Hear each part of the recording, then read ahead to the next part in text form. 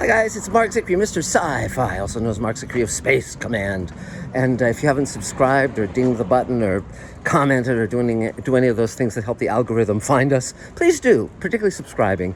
Many of you know that I posted the other day the great Star Trek New Voyages Captain Sulu episode that I co-wrote, directed, and executive produced with the guys at Star Trek New Voyages, and George Takei and Christina Moses and all these other wonderful people. It was nominated for the Hugo and the Nebula.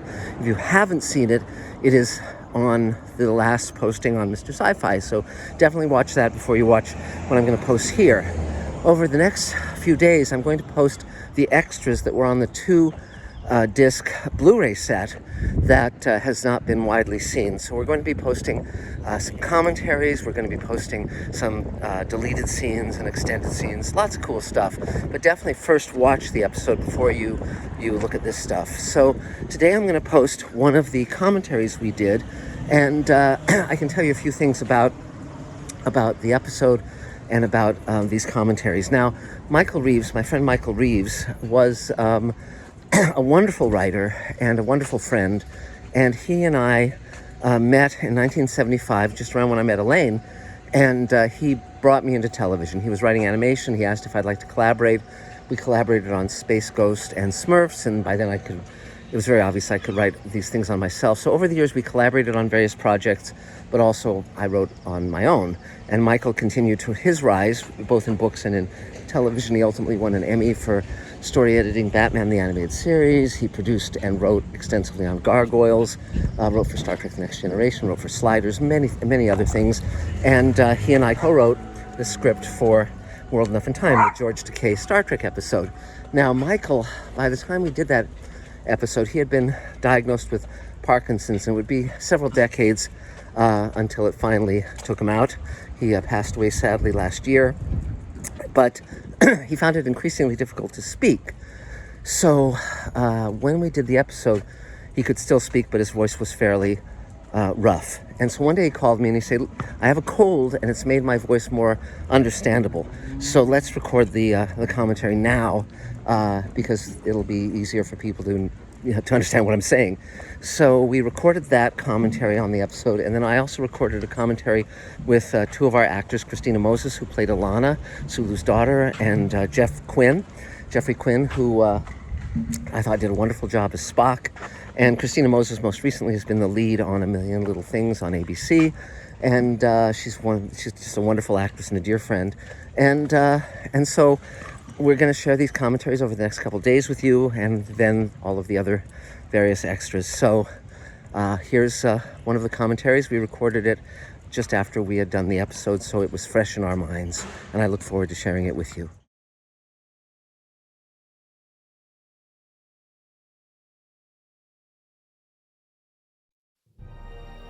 I'm Mark Zicree. I'm Michael Reeves. And now we're here to present our comments on this wonderful episode to you. This is the episode that Michael and I co-wrote. The reason we named the shuttlecraft Sturgeon, by the way, is that's after Ted Sturgeon, who wrote Amok Time and Shore Leave for Star Trek, and he was a mentor to both Michael and myself in our early days. We're looking now at, of course, the deck of the Excelsior, the bridge of the Excelsior, and that's Grace Lee Whitney, who played Yeoman Rand on the original show, and it was great to have her. They established in earlier Star Trek movies and episodes that she was his first officer on the Excelsior, Captain Sulu's. The voice of the shuttlecraft pilot is played by Steve Perry, who's a writer and sometimes collaborator of mine, lives up in Oregon. I just thought I'd throw that in. Yes, it's great fun. This whole thing is a family effort, and we just saw that great shot where we go around Sulu's head for the 360 to cut back 30 years earlier. That was an idea of our DP. I sat down with him and we said, okay, how can we have a transition that'll be great? And Jacob Pinger suggested that idea, and then we had it storyboarded. This is all the shots on the Enterprise were shot in upstate New York, Port Henry, New York, in a defunct car dealership that was not soundproofed, that you could hear the trains and cars and flies and bats and you name it. And it was about 5 feet away from the highway on one side about 5 feet away from the train tracks on the other. That's right. And now all the Shuttlecraft, Shuttle Bay, and Excelsior footage was shot in Chatsworth, California, which is just north of LA. So we were actually shooting on both sides of the continent, and ultimately had about 300 people working on this. Here we see the great effects that were done by the Dave School. There's 700 effect shots in this episode, and some of them are very obvious, such as this spectacular shot of the Romulan warbirds, and this is a totally new design. Ron Thornton and Lee Stringer Ron worked on Babylon 5 and Star Trek Enterprise and Voyager, as did Lee Stringer. Terrific effects guys, first rate. And the Dave School is a school for visual effects, and the entire school was working on this episode for an entire semester. But you can see here that even with the effect shots, there's some very subtle ones. For instance, Captain Sulu's chair on the Excelsior was smoothed out, so it had no wrinkles. Every shot of Spock, his ears have been optically fixed, so although he's in makeup and had pointed ears in makeup, we actually smoothed them to be absolutely perfect using post-production digital effects. And, this opening here is done by Darren Dalton. He's a very good special effects guy. He's working on the next show, I believe. But yeah, this looks very nice. Yeah, but there's no stock shots in this. Everything was generated by our New Voyages team, and we're very lucky to have such incredibly talented people. Many of them are Oscar winners, Emmy winners, from top to bottom. And then there's the Star Trek New Voyages fans who actually are also part of our cast and crew. And so you would have people who work day jobs next to guys who are working at Universal and Paramount, and there was no pecking order and no Hollywood arrogance. This is truly done for the love of it.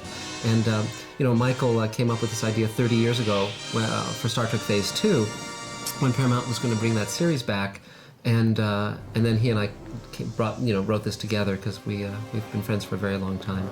They wanted to do the episode, but Paramount cut them off because they decided to do a movie based on the success of the Star Wars movie. So the story basically sat around for 30 years until Mark suggested we give it a shot. Yeah. This gives me the world's record of being the longest turnaround time between a pitch and a green light on the same show. Yes, which is great. It's in Guinness. And now also here we're seeing these great Star Trek sets. And when I was a kid, I was actually given a Christmas present of a trip to the Star Trek sets. So I was actually on the original Star Trek sets, and then to come back and see these, it really was a homecoming. Though I must say these sets are better than the originals. The original bridge set was not 360 degrees. Additionally, you can see our wonderful New Voyages cast. James Cawley is terrific as Kirk, and Jeff Quinn is Spock, a wonderfully subtle actor who's actually working now in the effects crew on Battlestar Galactica at NBC Universal. Of course, Andy Bray does a great Chekhov, very much like Walter Koenig. There's these great effect shots. I mean, I love the way the nacelles on Romulan ships have that great energy thing turning that's similar to the Enterprise but not the same. This is a spectacular effect shot. I mean, when we were now also it was very funny because Ian McCaig, who designed Darth Maul and Queen Amidala, designed the look of Barbarian Sulu and Sulu's daughter. And one time he called me and he said, someone wants to work on your show, but they were nervous about calling you, didn't want to offend you. And I said, well, what do they do? And he said, well, he's a storyboard artist on Spider-Man 3. So actually this whole sequence with the Romulan ships and so forth was actually storyboarded by someone who took a week off from Spider-Man 3 to work for free on Star Trek New Voyages. So we really it was the A-team of cast and crew. I mean, it was just a dream come true for me for my first directorial effort. We actually spent many months in post-production on the editing. You can see here, I mean, the shots really I think flow very well. And though invariably when you're directing, you find that there are shots that you don't get, and so you'll take something from another scene and put it in, and you just do a lot of mix and match to get it to flow and to have everything work very well together. But it's also fun how you go between the wide shots and then the closer shots, just to kind of keep air in the thing. And I just love the colors on Star Trek. I mean, these sets don't look dated to me; they look just spectacular. If you compare the look of this to something like Lost in Space from the 60s, you'll see that this is still a revolutionary design, really just unique and beautiful and terrific. Yes. Well said. Yes, very well said. But our goal was when I called Michael and said, would you like to do this episode? I said, let's do it exactly as if we were writing a network show. Michael and I both wrote for Next Gen. Michael's an Emmy winner. And I said, we're going to do everything just full out and beat the networks at their own game. One of the things that is difficult when you wear more than one hat on a production is, as the writer, you can't let the limits of budget affect you that much. Obviously, you have to a degree, but you really have to go for it in the story and just put in everything in the story that best serves the purpose of the emotional arc of the story. And then you put your producer hat on and you look at the script and you go, good golly, how am I going to do this?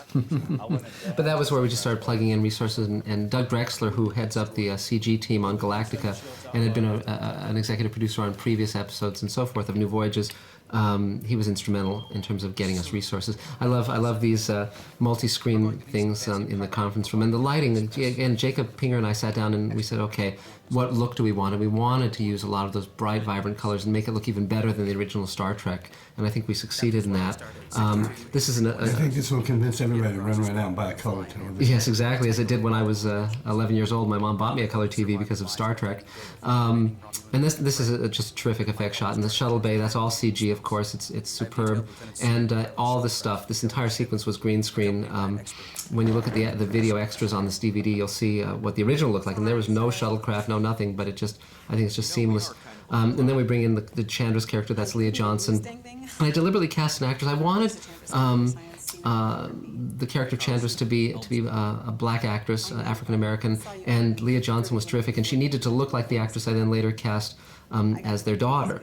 And this is also, by the way, we replicated the spacesuits from the Tholian Web, which was an original episode of Star Trek, and I just love their wonderful, goofy, original-looking spacesuits. I love that look. It still makes me crazy that there are no air bottles on them. No air tanks. Well, it's the future. It's the future. It's the future. You Yes. can just manufacture air out of vacuum. And here's another spectacular shot. You can see the little guy in the dome on the Enterprise hull with his little controls. It's just a great attention to detail, and I love this shot. It's terrific. Again, storyboarded. And again, the effects we got were just way beyond what we imagined we would be able to get. It's just at one point when the effects were done, Ron Thornton said to me, well, you just got $1.5 million worth of effects for free. And I said, yeah, I know, absolutely. Again, the interior of the shuttlecraft is entirely CG. It's a great matching shot. It's wonderfully done.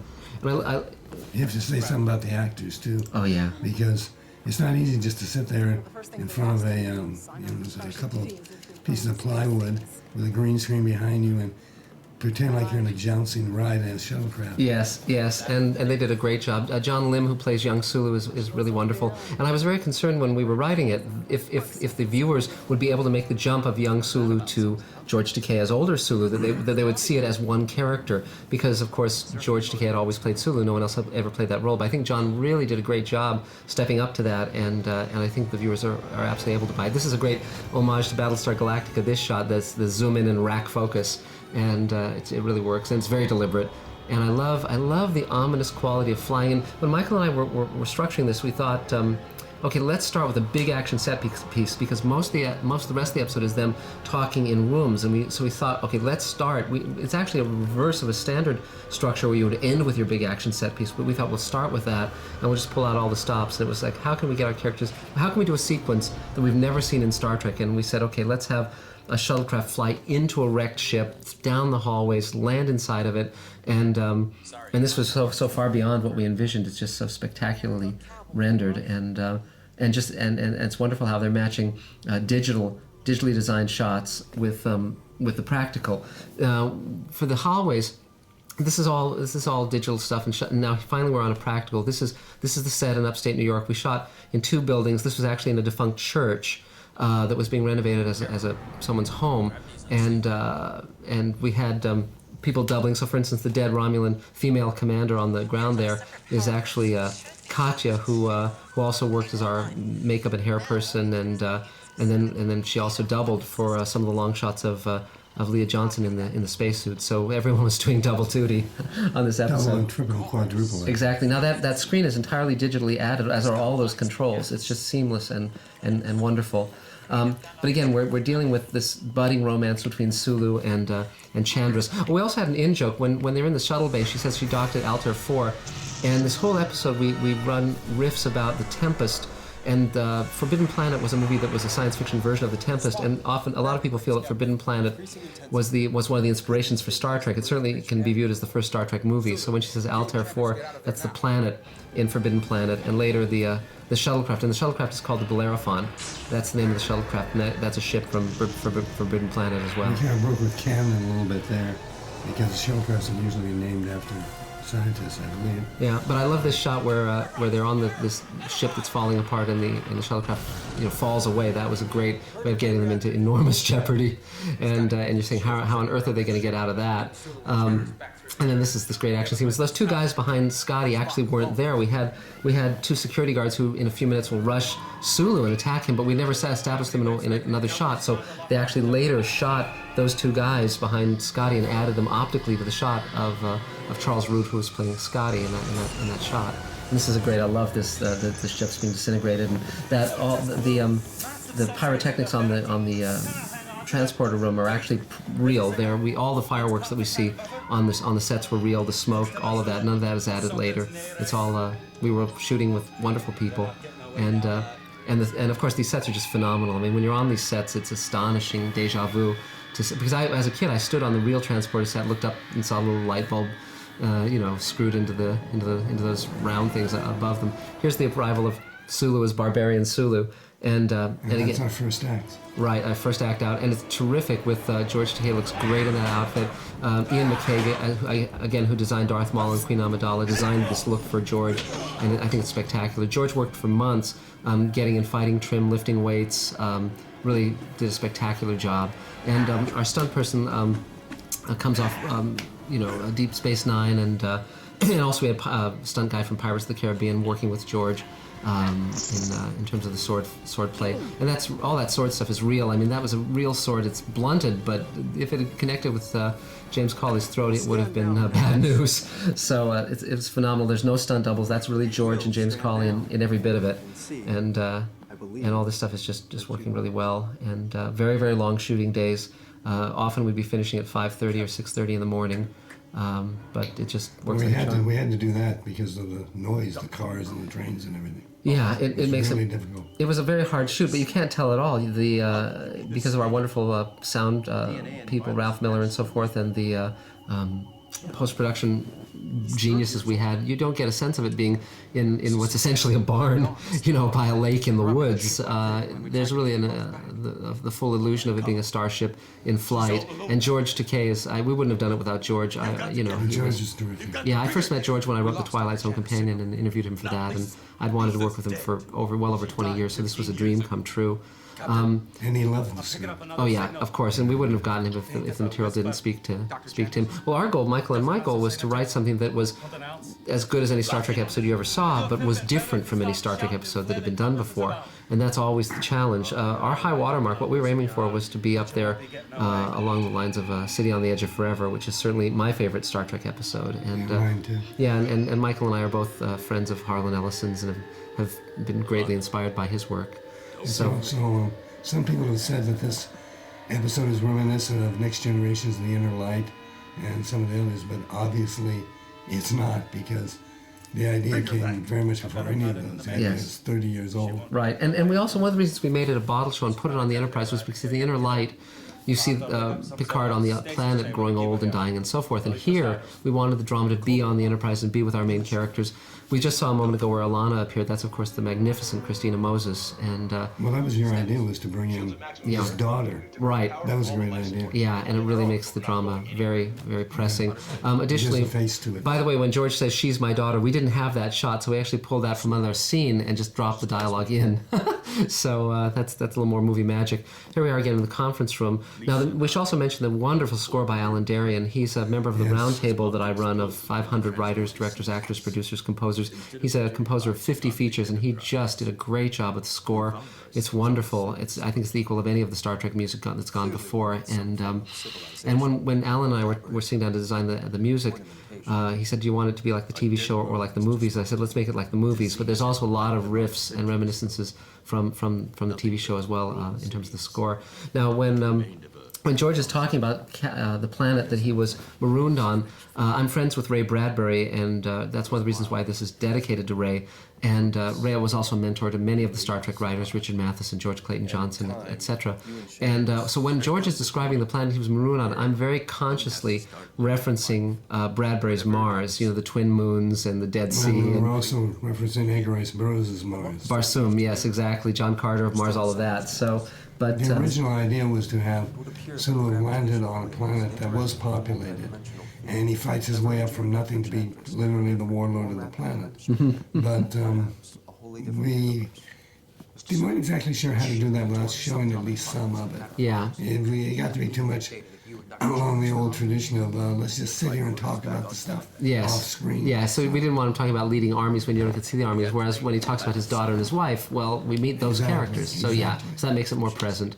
But it's also great because, and then again, here we're talking about the Tempest, the fact he names it Caliban. And the way that came about was when we were first plotting the episode, I went to a party and ran into Armin Shimmerman, who played Quark on Deep Space Nine, and he's a very good friend of mine. And I told him the plot, and he said, well, of course you're going to thread through the Tempest, aren't you? It's a natural. And I thought, oh, of course, because Armin's a Shakespearean actor and director and so forth, and but it was just such a perfect fit, and it's my favorite Shakespeare play, so I was very glad to have Armin suggest that. Also, George do like him some Shakespeare, so... Yes. Well, George told me once about how he had to walk through Central Park alone late at night when he was younger, and the way he got through and survived was by reciting Shakespeare at the top of his lungs, so they'd think he was just crazy and leave him alone, and it worked. Crazy and very well educated. Yes, exactly. And then this is the great thing where we're setting up the ticking clock of the Enterprise is going to be destroyed, it's going to be crushed, and they have to get out of this situation. So again, it's the thing of trying to get the data from Sulu's mind. And whether they're going to succeed in that or not. So here's where we first meet Alana in earnest. Now, we lost our initial lead actress 4 weeks before we were going to shoot, and we had an open casting call, and Christina Moses, whom I had never met, and she'd never done TV or film, and had just done stage in New York, came in and auditioned, and she was just wonderful. Amazing. And then Ian McKay designed the look for her, and when I saw her on the set, in that outfit with that hair, I burst into tears. She was just so perfect, and we also designed that whole effect around her to make her seem as angelic and otherworldly as possible. And there was a lot of question of so we put the sparkles, the transport sparkles on her body, but not on her face, so that we could keep her face, clear and her emotions clear. And it looks like she's up to her neck in a space wolf. Yes, and then of course the stasis tubes with the electricity running over it. Over one side there. The amusing thing about the stasis tubes is that they are basically Jedi lightsabers from Star Wars, bought at a 99-cent store. 99-cent store, yes. Yeah. They're extremely cheap knockoffs of lightsabers. Right, and then they paint it up to look cool. Yeah. And also my wife, Elaine Zickery, was working as an acting coach on the set with the actors. She directed off-Broadway, but she also advised in terms of building this room. This is actually a redress of sickbay, and as you can see back there, that's McCoy's medicine counter, but it really works, and it's magical. And also we were dealing very much with the whole notion of Alana being contained and having nowhere she can go, and being just in that small room, and the fact that it's wonderful when she first gets there, but then it starts to be very tiresome as it wears on, and it's the question of how do you entertain her, how do you delight her, how do you give her more of the world when her world is so small. And I also love the thing where she says, "You're Captain Kirk, my father told me you were impressive," and knew it, because again we're starting to have her look into everyone's heart and unlock them and cut them down a notch, and she's so disarming and so charming and innocent but also worldly, and all of those things work really well. And I love this joke with Scotty where he wouldn't want to be your liver, and that always gets a great laugh when we show it to audiences. Again, we have to say something about Christine here, because she not only delivers a good performance, she delivers it basically standing in one spot for practically the entire show. It's amazing, the subtlety of her. Yes, she's so magical, and you also so believe her relationship with Sulu. And I wanted there to be an interracial component. I wanted it to be, because I love that. I love the world we live in with its diversity, and Star Trek certainly has had a tradition of that, and I wanted very much to continue that as a writer and as a director and producer. This is another great line where he says, shouldn't you send me candy and flowers first? Because I thought of the Vulcan mind metal as being so intrusive. It's basically a mind rape in its way, and so I thought it'd be very fun. And now every shot that shows that medical scanner, that's an optical, because that was just a black field with little cross pieces of tape for registration. So again, the level of effects on this is just amazing. And again, with Star Trek New Voyages, you could never do this level of production until now, because now you can get high def cameras, you can get editing on a Mac, you can do something the equivalent of a network show in your apartment or your home or in any town or anywhere in the world. So it's really leveled the playing field, and which was great. I mean, our Geeks rule. That's right, and our motto was no studio, no network, no problem. Though it took an enormous amount of work and an enormous amount of effort. Basically, we've been working on this episode for about a year and a half straight, and we're very proud of it. It's very interesting to hear the sounds in the background. Yes. You did those with Ralph. That's right, and it was great fun to have the little girl screaming and the sound of the monster and all of that, because the thought was, how do you bring this alive? How do you conjure that world? And also the Star Trek sound effects are so spectacular. The communicator and the tricorder and the transporter room. I mean, the visual effects and the sound effects of Star Trek hold up so very, very well. And again, we have to give a lot of credit to Alan. He's threads the music through here, using the sound of the monitors and the sick. That's right. So well. Yes, I love it. Beautiful. It's great. But every shot there are choices. The choice of having Kirk in that tunic rather than the standard uniform. Just looking for things that are interesting, things that are different and fresh and cool. And I love this thing. And George is doing such a great job with the mind meld. I mean, in every scene, he's just spectacular. He was as good as I thought he would be. Brilliant, just brilliant. And he's the sick bay scene was the first one we filmed with George. Yes. And at this particular point, he was lying there on the bed, and we were spraying him with Raid to keep the flies off. That's right, exactly. And he never said a word because he didn't want to get insecticide in his mouth. Right, exactly. Now, also, every shot in the hallway, every scene in the hallway with Kirk, Spock, and McCoy, we only had the time to shoot the master shots with sound. And so all the close-ups were actually shot without sound, and the sound added from the master shot. So it's an amazing match, and it really worked. And we actually shot all those close shots on a different day from when we shot the masters, and that's true of every single scene with Kirk, Spock, and McCoy in the hallways. So that came from me being a producer for so many years on shows like Sliders and so forth, and knowing just a lot of tricks in terms of production and to get the most bang for our buck. And we really needed to use every bit. I mean, Michael has sold over 400 teleplays. I've sold over 100. Both of us have written for all the major networks, and we brought everything to bear on this episode. And John, it's all for you. Yes. And John Kelly, by the way, is a real doctor. He's a urologist, the one who plays Dr. McCoy. So that was so I had him bring his bedside manner to bear. We worked for months with the actors before this. Before we shot the episode, we shot 9 days in upstate New York, 2 days in Chatsworth, and 1 day with the effects team in Florida. But we'd been working with scene study and improv and all sorts of things to bring the level of acting as high as we could possibly make it. Because you may notice here in a couple of places where Kirk's hair is parted on one side and then parted on the other. Again, that's because we didn't have the coverage that we need, so we had to flop a few shots. That's right, and you have to do that. I mean, in post-production, this is much more like a feature in terms of how many months we were working on it, but it was certainly well worth it. And even when the little light on that wall thing goes on, it's an optical that was added in post-production. But it was also fun because when Michael and I were plotting this, it was our view was to basically turn up the heat on these characters, basically put them in more and more distress, and then lead to an inevitable ending. Because in City on the Edge of Forever, it leads to a point where Kirk has to sacrifice Edith Keeler even though he's fallen in love with her. And this is very much what we had in mind. And so the challenge in both the writing and the shooting and the editing was to keep the threat real, and while also building the relationship with Alana and Kirk and Spock and the others who come to care so deeply about him. him. As Mark said before, it sort of stands the whole paradigm on its head. Yes. Because we have the big action stuff up front, and then by the end of the movie, we're basically it's two people in a room with a choice that's they're damned if they do and damned if they don't. Exactly. Yes. Which is the very drama. Yes. Exactly. Now here we are with George and Christina Moses in one of my favorite scenes. I just love because we take the time to get into these people, and I also love to have lines that are callbacks. For instance, when she says to Kirk, "I told you, my father told me you were impressive." We play that line with one context at the beginning and then one context at the end. And here where George is, where Sulu is saying to Alana, the whole universe is ahead of you. Again, we have him repeat that line later on with a very different meaning. But also here we also are misleading the audience very deliberately. Here's because the expectation is Scotty will have you flesh and blood in no time. You're going to be fine, and then you're going to see the whole universe. You're going to go to Mars. You're going to go to Alpha Centauri. You're going to go to Earth and see San Francisco because they've established that Sulu is from San Francisco. And so Michael and I watched all the Star Trek movies. We watched the original series to refresh our memories about all the details of Star Trek, so that we could utilize all of that in this episode. And George's face, I mean, just he's so magnificent looking.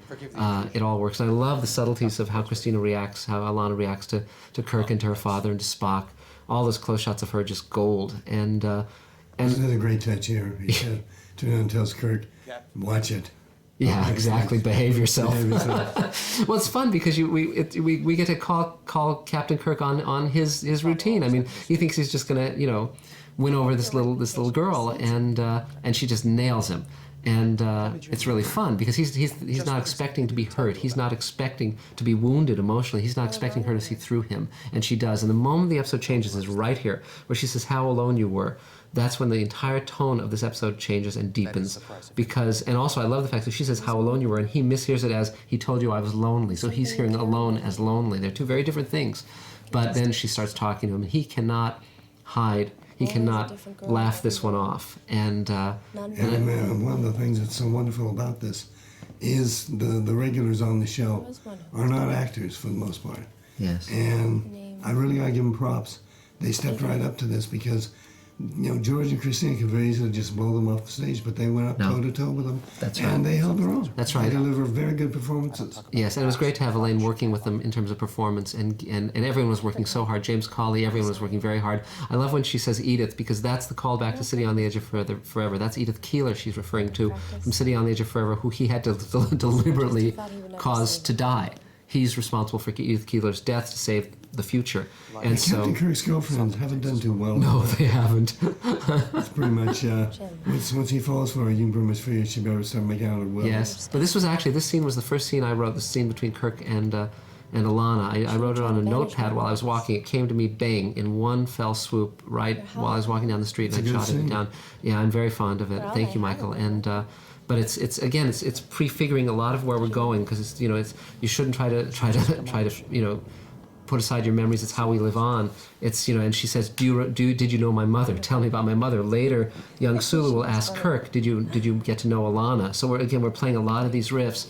And then she was funny and brave, and every moment with Alana, you believe every moment of what she's doing, and she's so fascinating to watch. And I could never be that brave. Again, when she says that, it's she's going to be that brave and more, and I could never be that strong. And if you know anything about story structure, this is the point where you say, "Oh, she's toast." Exactly. So hopefully our audience is not as clever as this. Yeah, exactly. But you have to foreshadow this stuff. Yes. Because you can't just have it come in bang out of nowhere. Yes, and I just love the lighting here. Jacob Pinger was our DP for a good part of the New York shoot, and Bob Veazey was our DP for the LA shoot, and they're both terrific in very different ways, very different palette. But fortunately, because the sets are different, there's so much variety in Star Trek and how it looks. It still works seamlessly, even though there's so many different lighting schemes in this episode. But also my degree is in painting, sculpture, and graphic arts, so I'm very able to talk at ease with visual artists and lighting people and so forth. I know what I want. This is the first thing I ever directed, and I had directors from Lost and Heroes and many other shows, and also Guillermo del Toro and J.J. Abrams and Frank Darabont advising me, and that was invaluable because I storyboarded all of it, actually. I had a professional storyboard artist on some of the key sequences, all of the Romulan ship stuff, all the fight scene, all that stuff. But for the entire script, I storyboarded the rest of it myself just to pre-visualize it, to know how I wanted to shoot it. Here's this wonderful scene between McCoy and Sulu. And again, this was fun because when I was shooting this, it was the day of this that we were shooting this scene, and I realized that we didn't have a shot of Leah Johnson in a Starfleet uniform to use. And so I called Ian from Port Henry. I called Canada, where Ian McCaig lives. I actually emailed him the actress's headshot, and then he put it into color. It was a black and white shot, and put her in a Starfleet uniform. And then they printed that on transparency and put it on that monitor, so Sulu could actually touch that photo and interact with it. And but that was something, we were right up against the wire for that. And then here's where we have his great monologue. And when he says, to be snatched away from everything you know, drop down in a wilderness, have to build your life up from nothing with your bare hands. George was in the internment camps in World War II. His family was taken away from Los Angeles and put in a concentration camp. And I was able to call on that. Yeah, and so I deliberately referenced that in that speech. That was very deliberate. And I told George that before we shot it, and he was very moved that I would be working with that material and making it so much linking the character with the with George's own personal history. But it was also fascinating because this whole episode answers a question that was left hanging from one of the Star Trek movies, which is where they established in Star Trek VI that Sulu was captain of the Excelsior, and they established in Star Trek Generations that he had a daughter named Demora. And Kirk said, well, when did he have time to have a family? But the more important question, of course, is why did he have a family? And this answers that question, that he was on the career track to captain, and by getting marooned, he actually learned what was important in life, that family and connection and love and humanity matter more than career. And that's something I strongly believe. And it was great fun for Michael and me to be able to write about this. Yes, it was. George plays this so well here. Yes. I think it was in this particular scene right here where I told him I've been looking forward to seeing this for 30 years, and it didn't disappoint. Yeah. Well, it was just marvelous. Well, also what we did was we had dolly and a slow dolly in on him for this shot. So much of this scene is like one shot, continuous, just staying on him. And Joe Dougherty, who's a friend of mine and a writer-director, he's on Saving Grace now, he watched a cut of this and said, just stay on him for how we're cutting it. Here's another one of my favorite scenes. This is, again, Alana is basically looking through people's hearts and unlocking them and winning their affection because she doesn't see, she just cracks right through facade.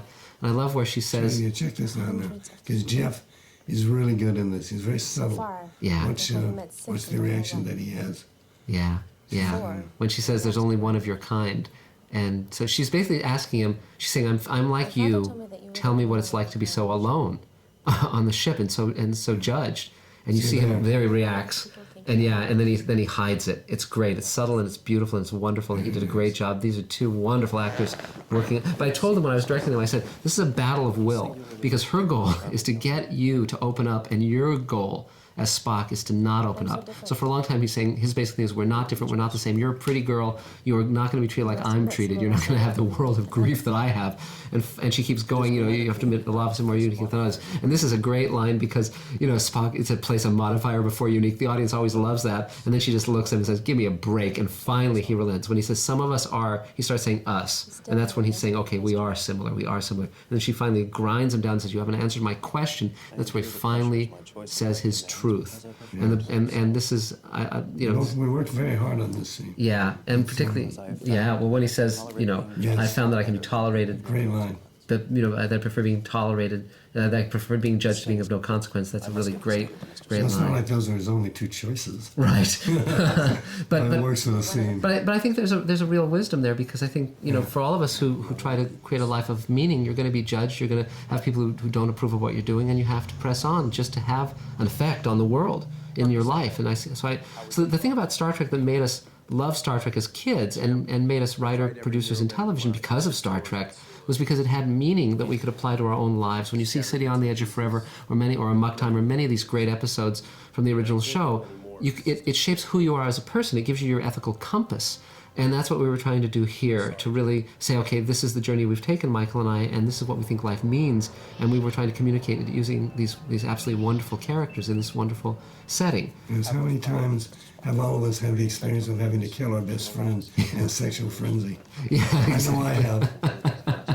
Yes, exactly. It really puts a crimp in your day, doesn't it? And but then again, and I love this gravity wave. It's so much fun. And I love those hallways. That's something we also very much wanted to do in this, because the hallways give you the sense of the crew, and that's another thing I loved about Star Trek and those sets. But also worked very hard on the casting of them. Yes, with the extras. Well, my favorite moment as a director, one of my favorite moments was we were casting the extras, and I said to someone, how fond are you of that mustache? And he immediately went and shaved off a mustache he'd had for 20 years, so he could be one of our extras. But he looked great without it. He looked perfect. I thought the most impressive was one guy there who, it was cold in the church, and his nipples were sticking out, so they put electrical tape over them. I said, now that's dedication. Yes. That is above and beyond right there. Yes. And this, all of these shots on the bridge, we shot all of the bridge stuff on our final 2 days shooting in New York. So our last day, we started work at 10 in the morning and finished work at 6:30 the next morning, working continuously for that period. I was actually working 24 hours straight. And it was amazing to do that. Here's this. This is a great sequence again, because here's Kirk being charming. Here's Kirk trying to give her a present because she may not come with them. Again, as we move through the episode, it's like we're going to get her with us. Then she may not come with us. We're escalating the risk.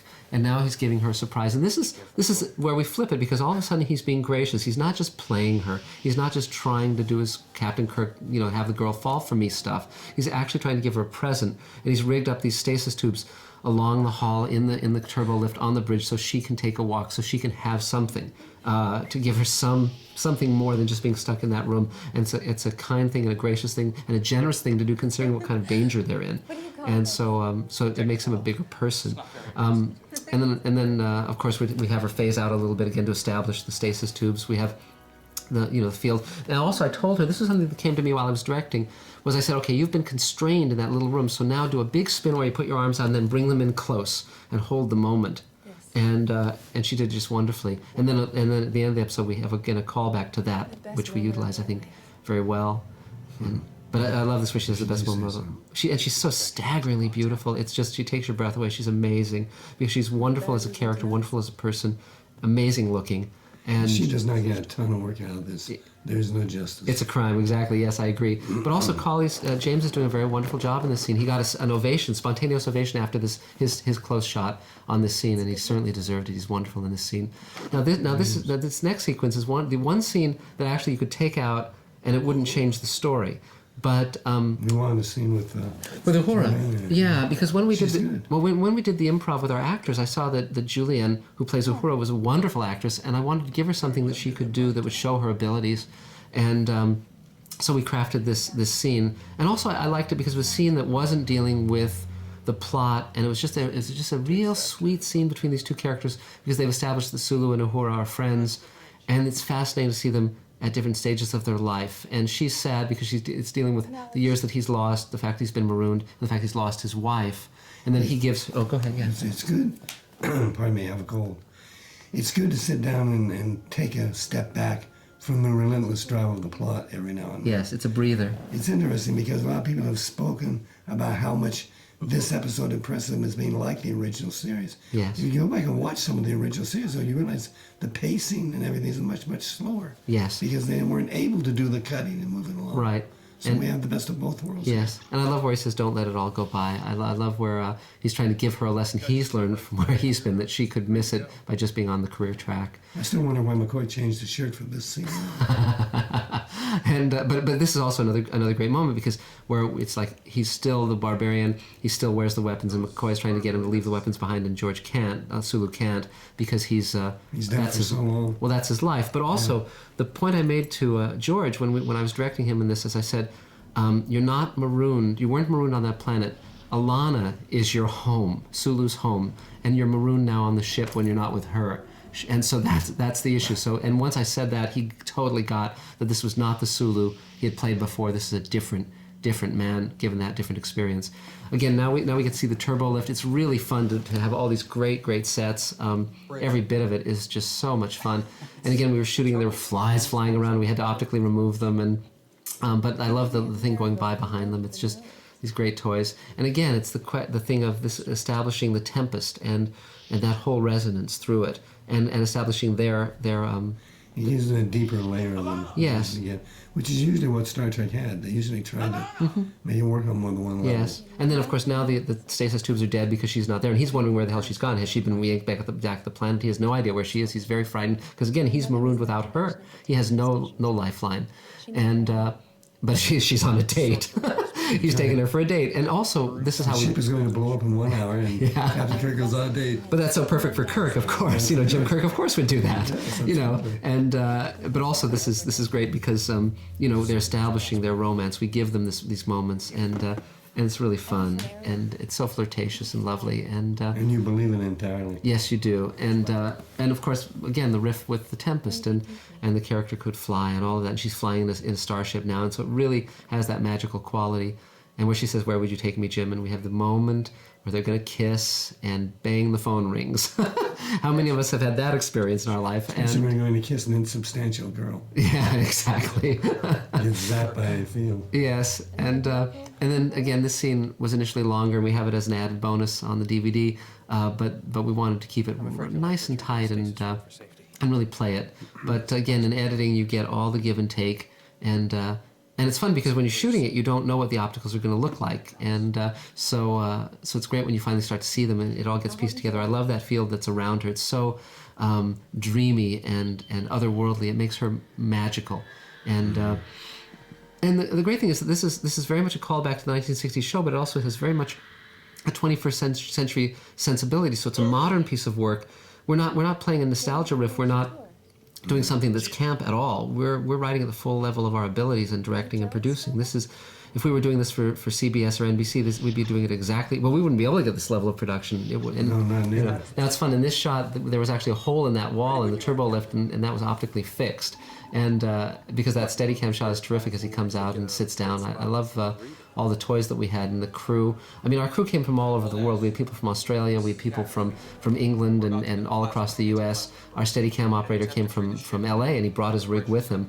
I mean, there was a level of dedication. It was love of Star Trek, love of George Takei, the relationships that Michael and I have forged over the years with people in film and TV. It took every bit of a favor we could call in to make this. Yeah, exactly. But then here's this great moment of tension. It's like, bam!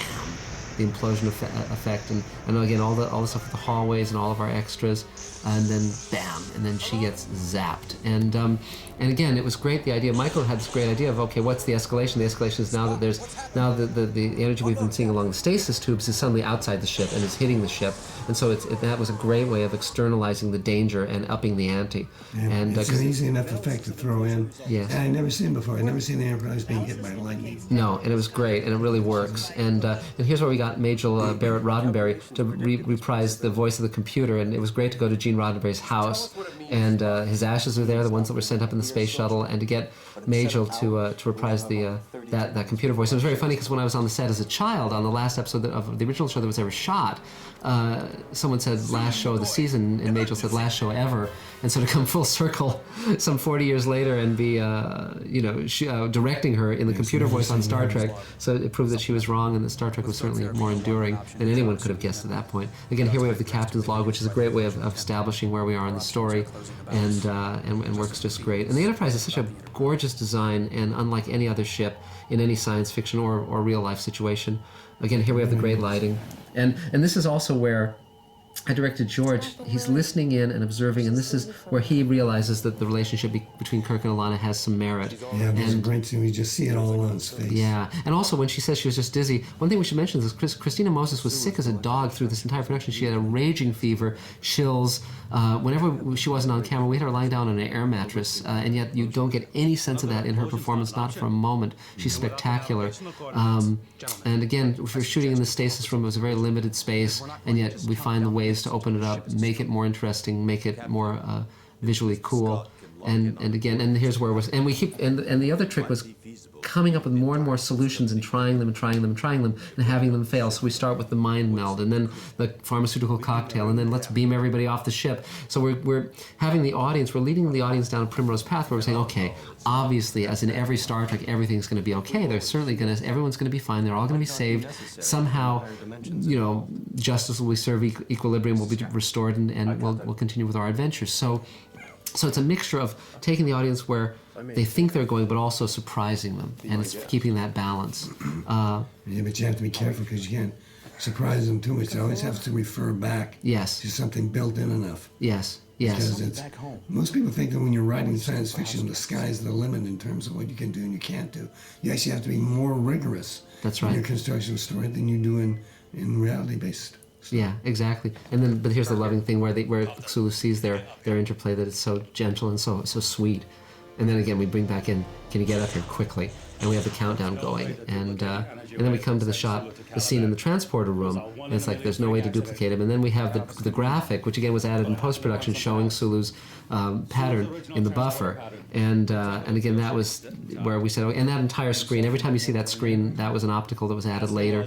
And so it's flawlessly integrated. It's just, I couldn't have had better people to work with. It's amazing. I'm so honored and so grateful to have these people, these new friends who did such great work. And we have our famous ticking clock here. Yes, you gotta have one of these in the story. Exactly. And again, we're continuing to. And that was the most complex shot in the entire episode, by the way. Through this entire sequence, I got the eyelon on George wrong, and so often he was looking in the wrong direction. So we actually flipped a number of shots of George, and then had to flip his hair because it was no longer on the right side. So then we flipped his head and then flipped his hair back and match moved it, and then we did that for a number of shots. But that's one of the ones that is not changed. That was one of the ones where I succeeded. But as a director, you know that there's going to be shots you miss, shots you don't get. I mean, we had such an enormous amount of ground to cover. The first day we shot up in Port Henry, New York, I got 3.5 pages shot. The last day we shot 14 pages. And thank God I had such brilliant crew supporting me. Second unit director, Gooch was our second unit director, and he's just fabulous. And I want to work. I mean, all these people I would love to work with again. They're just amazingly talented and hardworking and great spirit. This is where we twist the knife a little bit. Yes. Because he thinks that the worst possible thing could happen would be he would lose his memories. Right, He wouldn't know exactly. who she was. Exactly. And So we find out it's even worse. there's something worse coming down the pike. But it's lovely how she nods. She's the one urging him. She's the one saying, "I'll remind you. It'll be okay." She's the stronger one. Yes. In my life, I've noticed that women tend to be stronger than men in the real world, and I tend to write that in my work as well. And then we go out, and here's where we bring the hammer down. And Because so far, the worst that they've been able to project is that she will come with us. Right. She'll be projected back on the planet, and everything will be fine for everybody. No, that's not what it is. Exactly. She's gonna die. Right, exactly. And then so now they come back in. And this is why with this little joke with Scotty, because we don't want to hear them in the hallway saying she's going to die. We want to be surprised just when Sulu and Alana are surprised. So that's why we have that little joke there. And I think this pretty much gives it away here. yeah, but it's still subtle. It's nice. Yeah, but I love the acting they're doing here. I think all three of them are really good in this scene. And I love the fact that we end with McCoy, and it's so sad. And then, but here they are unsuspecting, but his voice, his face tells us what something's wrong, and then he tells her. And again, it's so many close-ups, and the lighting is so beautiful, and this was an incredibly long and grueling day when we were shooting, and also I love how Jeff Quinn is so gentle when he's talking about it, and he's pragmatic, he's logical, he knows what's inevitable, but he's trying to be gentle with it, and again the subtlety is enormously useful here. Bang, and that's when she knows, and that's when Sulu knows, and he's still trying to save her. He's saying, you've got to bring her over here. You've got to find an alternative.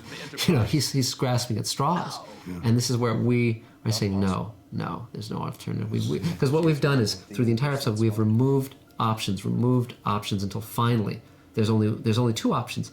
Everyone on the crew is saved, and she dies, or she's saved. That's it. That's the only option you have. Yeah. I love this scene. Yes, and I love the way he says no. It's so gentle and so great. And but this is where we're setting up the rules, and we have to be very clear. And that's again where Michael and I, as writers, have to be absolutely clear so the audience understands what we're talking about, because we're throwing a lot of information, a lot of changes. And again, here's George. It's like, okay, right. The best way you can get across all that exposition is to do under as much tension as possible. That's right. And again, this is where the music and the sound effects and the acting, all of it's coming together right here. This is my favorite scene of the entire episode. Because this is, and I read Sidney Lumet's book about directing, and he said, make it, for the intimate moments, make your set absolutely quiet. Get everyone who's not essential off the set, and that's exactly what we did. And now here's our great moment where he draws the sword, and Alana. And anyone who's a parent would say that exact same thing. If their child was going to die, they would be standing there with the sword. And so Alana's the one who has to bring out the inescapable conclusion. And she knows she can't get him to say, yes, I'll let you die, but if she says, let my life have meaning, there's no way he can. Because if she goes back to Caliban, everyone dies, she'll die ultimately, no one will have known they ever lived, her life will amount to absolutely nothing, and she cannot let him do that. And this is where she has to jump in.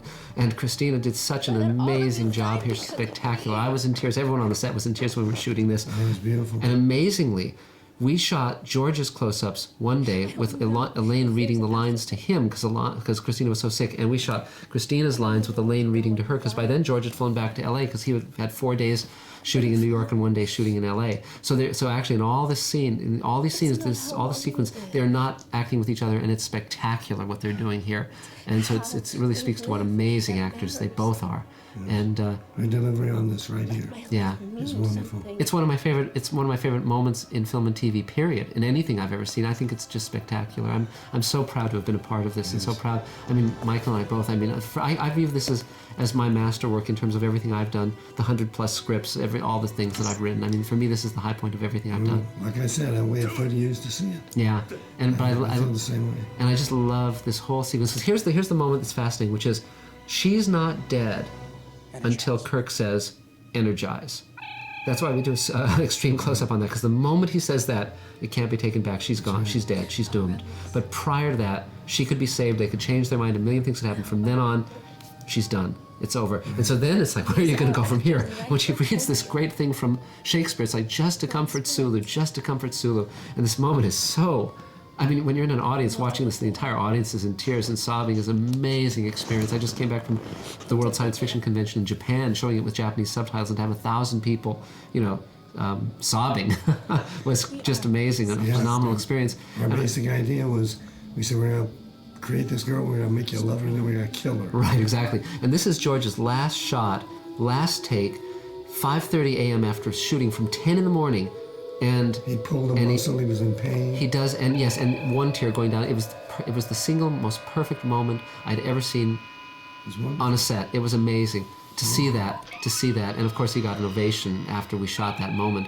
And again, it's so wonderful when she's saying, "We are such stuff as dreams are made of," and it's like we are spirits, and she's insubstantial, and he becomes insubstantial. He's beaming away. So it's two ghost-like entities talking to each other, and it's so loving. And she and all of this stuff where it's a joyful moment for her. She's doomed, and yet she's saved the ship, and she knows that.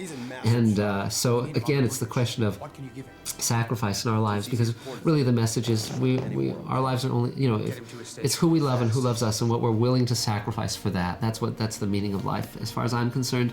And so here again, we wanted him to be, Two Seas of Cordrazine is a callback to City on the Edge of Forever. That's a reference to that. And then we didn't want Sulu talking in that thing. We wanted him to be out of it, because we want to get everyone out of the set as quickly as possible, because we want just Kirk and Alana in this scene. We want to have them talk. And then the question is, what can he possibly do for her? What possibly? She's doomed. And then we call back to "My father told me you were impressive."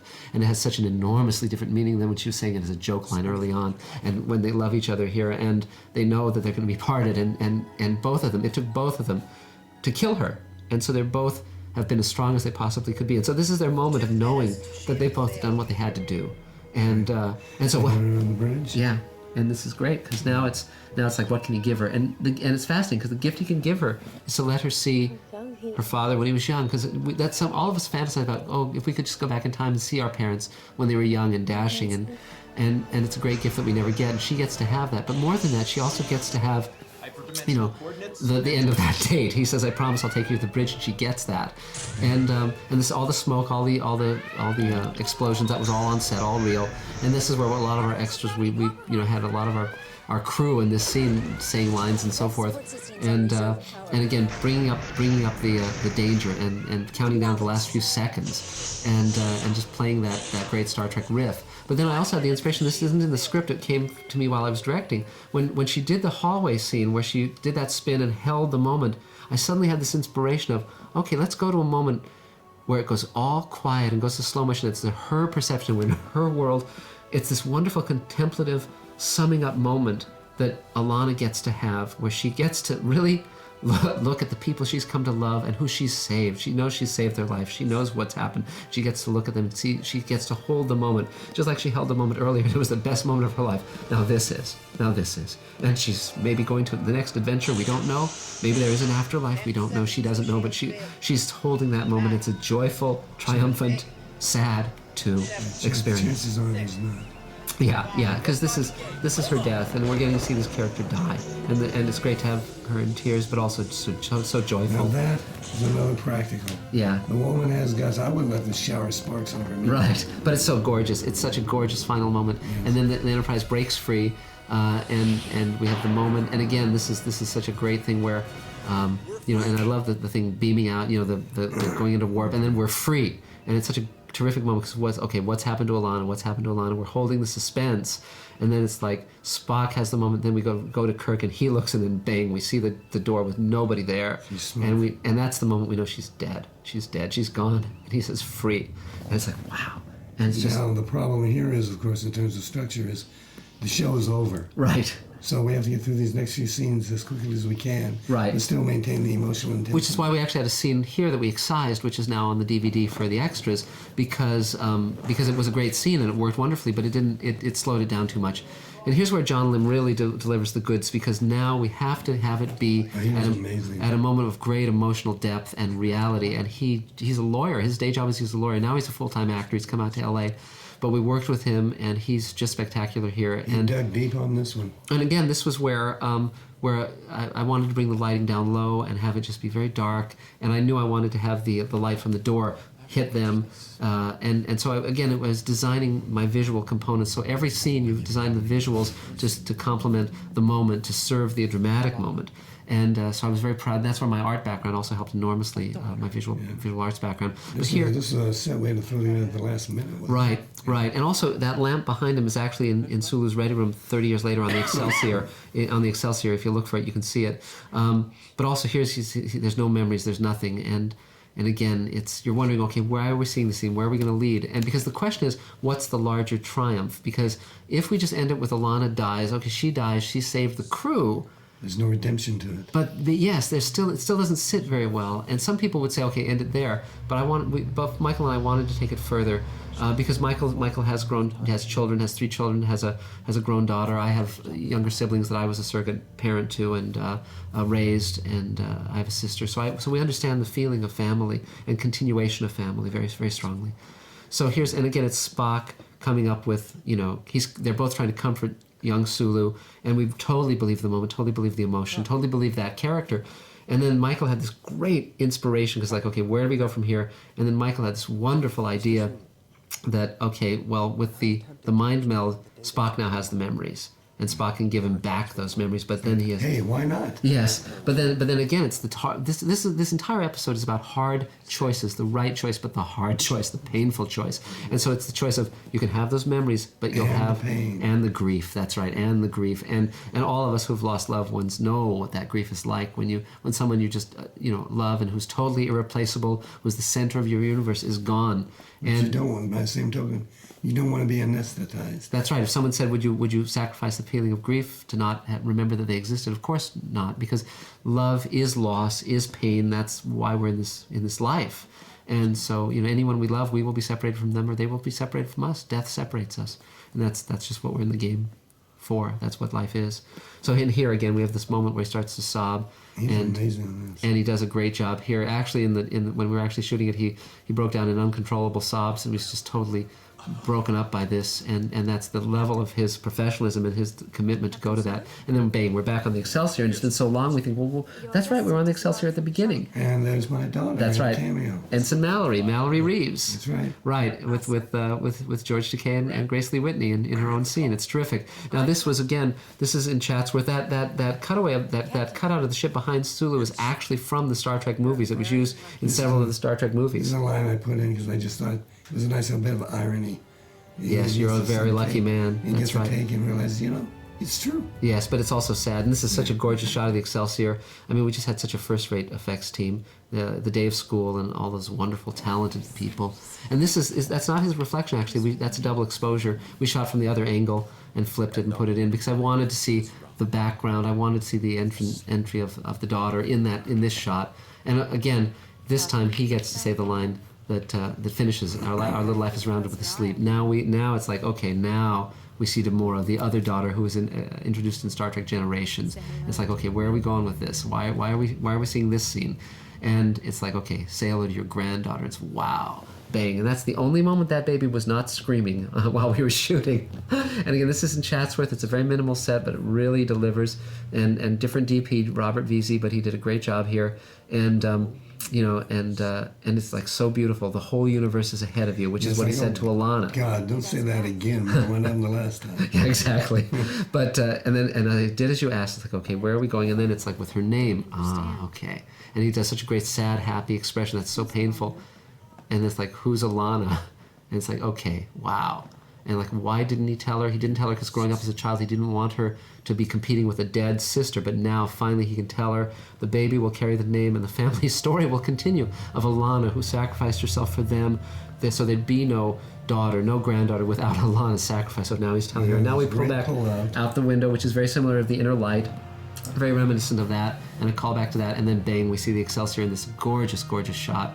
And so then, and then we get to see our names again as executive producers, and then we're out. And then we have 15 minutes of trailers. yes, and well, yeah, with the credits, because we have 300 people working on this. But again, but again, we, I mean, you know, we brought a whole.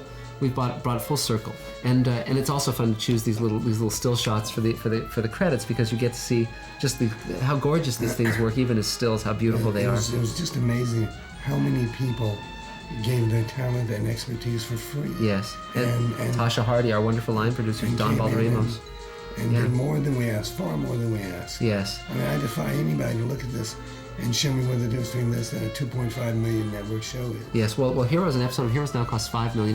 We couldn't have done this for you know, below that. It's amazing what we were able to pull off, and you know, but the sets, the costumes, the effects, I mean, everything is first rate, and I'm glad that I wanted the credits to run a long time. I wanted every person's name to be there. I wanted them to all get their moment and get thank you. Greg Jean, his name is on screen here. He was a great advisor and Star Trek expert. Jim Vanover, Optic Nerve, who did the makeup on Babylon 5. That's Denise Crosby. She's going to be in the next episode, Blood and Fire, which David Gerald is writing and directing. And then, you know, and then here we have, you know, again, our hair and makeup people, and you get to see again the legion of people, the huge number of people. And again, remember, there's no shuttlecraft. We didn't build that. That was entirely an optical. Great stuff.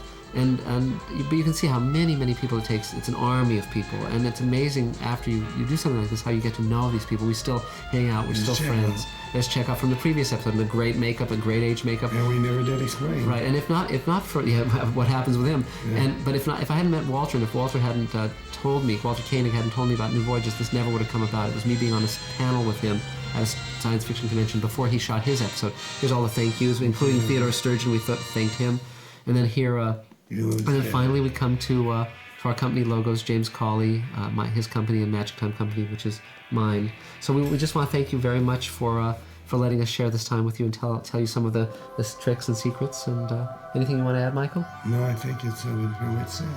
Great. Thank you. We hope you enjoyed the show. And we're out. That's showbiz.